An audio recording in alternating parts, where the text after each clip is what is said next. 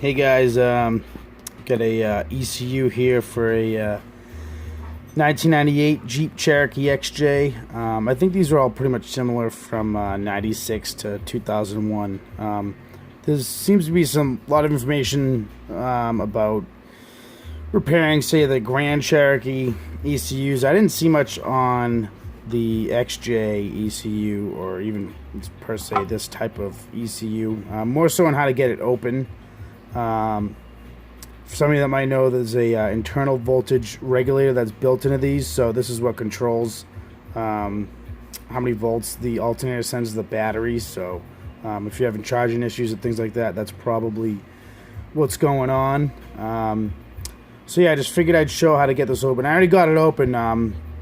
Be a pain in the butt to try and hold the phone and get this open at the same time. But what I did was I first got a box knife, and I just went around and cut the glue all along the edges. So there's glue that's just underneath here. I can show you. So all along here, there's just glue that's all along. It's some sort of silicone to keep it sealed from moisture getting in. So what you're gonna do is what worked for me was I just got a knife and kind of made some room along the edge here, because it kind of sits in this bezel here, and so I just got the knife and cut it down there. Then once I had some room, I got just a little screwdriver and pried the corner up. Once I was do that, I got this is a spudger from a cell phone repair kit, and I was able to just kind of get it in there and kind of just break away all that silicone or whatever that is. And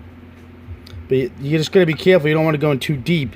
You don't want to hit any components that are inside. So make sure you stay, like, you know, I don't know, about 1/8 of an inch, or, you know, I wouldn't go any further than 1/4 of an inch. You might hit a component and break something else that you don't want to break. So once I broke all that, got all around there, I was able to kind of just spread it open.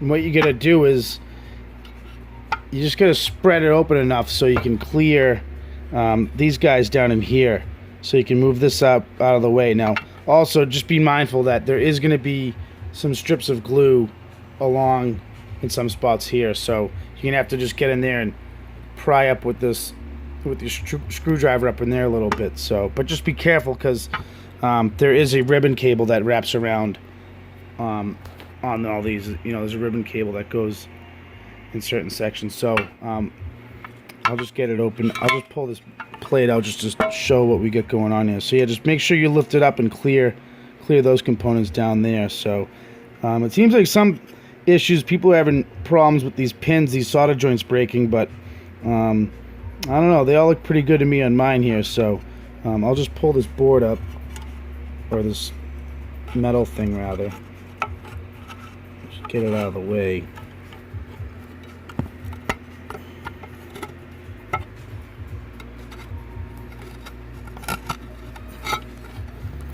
Spread this open just a little bit more. Yep, just open up just a little bit more.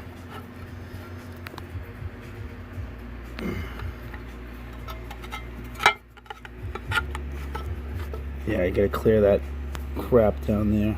So yeah, spread it open just a wee bit more. Alright, now I'm able to lift it out. That's that piece there. And then in here,